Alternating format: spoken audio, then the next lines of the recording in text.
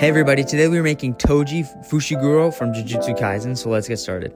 So I started off by printing out these reference pictures, and these are what I'm going to use for the armature and the base. So right now I'm just getting the wire out, and I'm basically making his skeleton. I'm adding extra length on the bottom so his feet can fit into like the holes of the board. So that's what I'm doing right now. And for the way I'm making him, I'm really only going to need one side, but it's just better to do both so I can just make his torso easier, and then I can just cut it off at the end.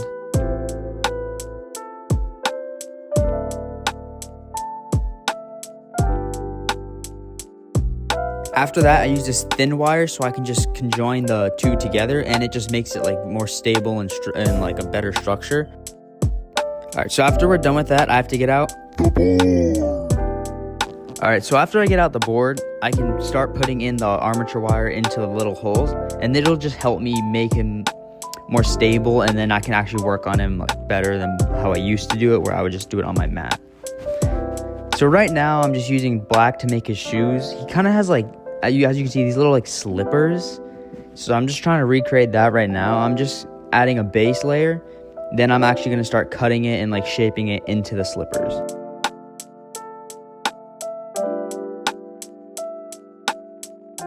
So I'm using this tool right now to just push the clay in and get a better shape of the slippers. They're kind of like a little V shape, so that's what I'm trying to aim for right now. I think I got it down pretty well on both of the shoes. After that, I'm going to get a thin layer of white, and I'm going to put that under it because he has like these little, the bottom is white. So right now I'm just cutting the white clay, and I'm just pushing it under the armature wire, and then I can just cut the excess off, and then it'll look like the shoes have white under them. After that, I can start with the little like exposed leg that he has. It's not a lot, so I'm not going to use a lot of clay for this, but he has like these exposed legs that I'm going to be doing right now. So I'm just adding the bottom of like the foot, and I can use that to build up to like his ankle. So now I'm rolling out the clay into like a tube, and I'm going to use these for like the exposed leg part. So right now I'm just putting it around the wire and then blending it in with the foot. And after that, I'm going to actually start making his sweatpants. So I'm just using white for this, and I'm actually just going to cut these blocks in half, and I can just build up the sweatpants using it, as you can see like that.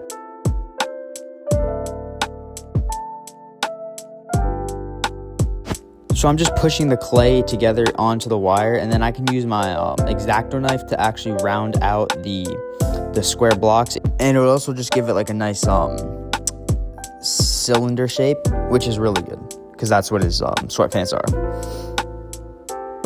So right now I'm just kind of measuring how big the sweatpants are, like how high it is, because I'm trying to get as accurate as possible. As you see as you watch farther into the video, it's not accurate size. This is much bigger than the reference photo.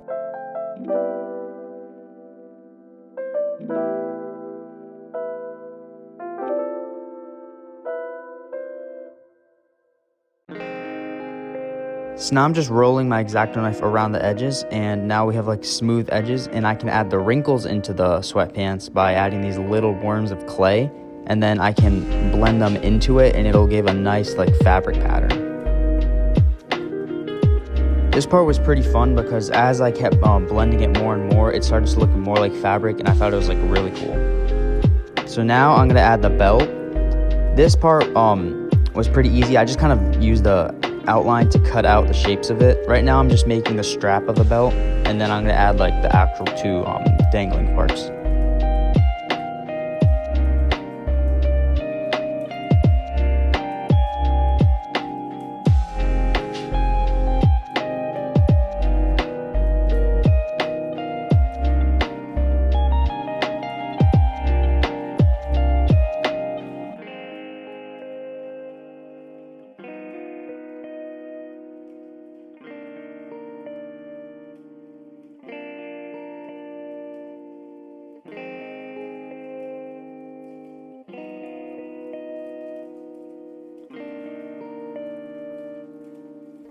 Now I can start working on his base or the torso.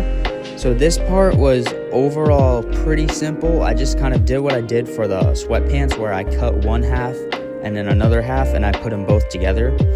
And it actually worked out pretty well. It made it easier to like get everything together. And I kind of did the same thing where I used the X-Acto knife to like smooth all the edges to make it look like it's one like whole piece.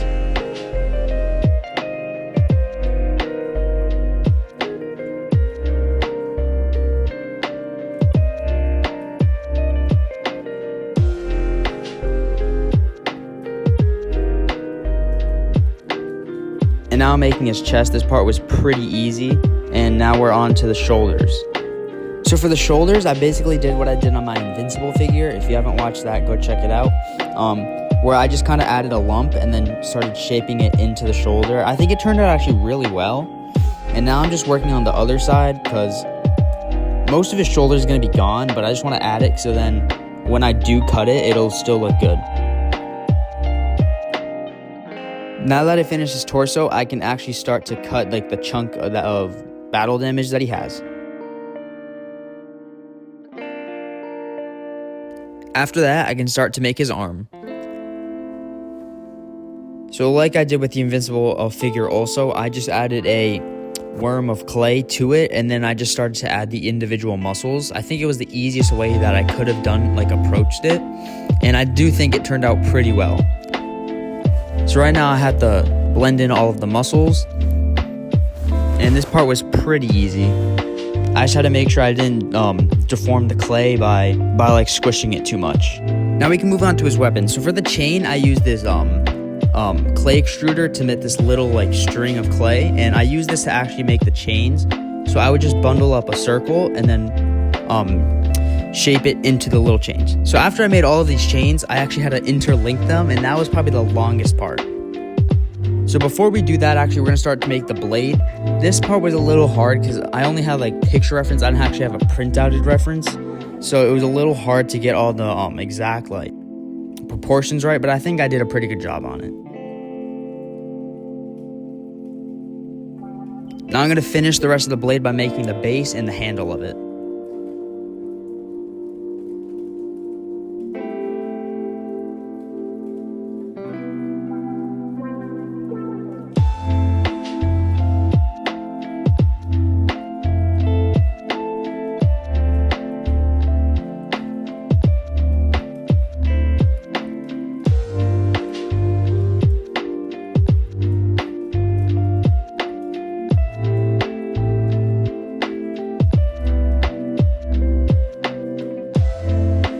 Now we can move on to the final part, which is his head. So for this, I'm actually going to start making the neck and then build off of that because that's obviously the easiest way to go. So I'm not very good at making faces, but I think this one actually turned out really well. So I started off with like a ball of clay, and then I cut the chin out by making like little like side cuts like that, and then cutting like the back of it to make the neck.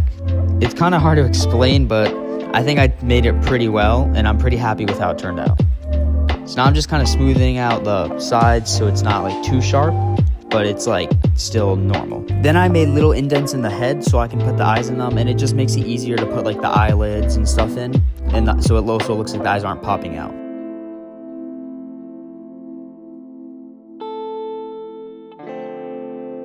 While I put the head in the oven to bake, I started to make the chain. So I just cut little slits on the sides, and then you can move them because they're still like kind of flexible. And so as you'll see, I kind of just twisted them and then interlinked them, and it was pretty easy. So we have the chain right here, and I think it turned out really, really good. I'm really happy with how it turned out. Now I'm actually going to make the blades like shiny. So I'm using gold on all the yellow, so it has like a gold effect. And then I do the same thing for the blade. Now that the head's out of the oven, I didn't really record a lot of like making the head because it was really, really hard to make. But I really love how it turned out. I think it turned out really, really accurate. Now I'm just super gluing all the weapon together. Obviously just pretty easy, not bad at all. I'm really, really happy with how the weapon turned out. I think it turned out really good. I love how like the chain dangles and it's actually like a real chain. I think it's awesome.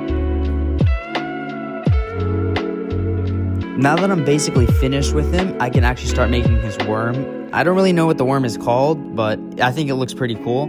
So I'm starting with this like not light purple. It's kind of light, but it's kind of dark. It's kind of in the middle. So I'm using that, and I'm just gonna make a worm shape, and then just measuring it to see like how big I need to make it. And I'm gonna start adding indents into it to make the little like ridges that it has.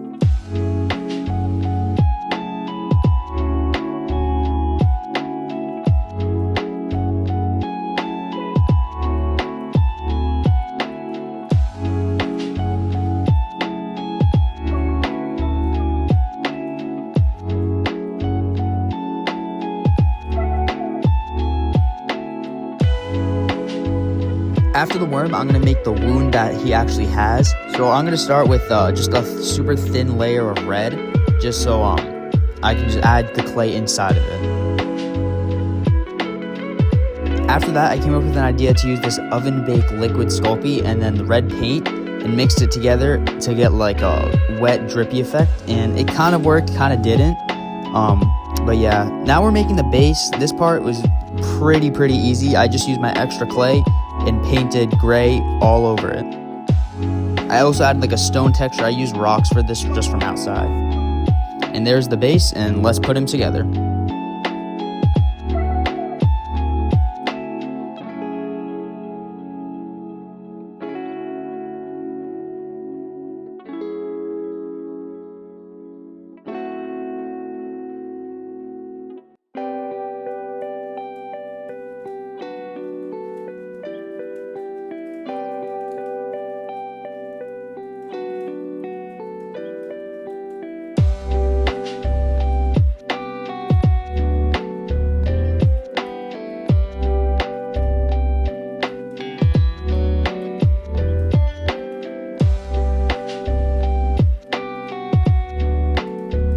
And here he is, Toji Fushiguro from Jujutsu Kaisen.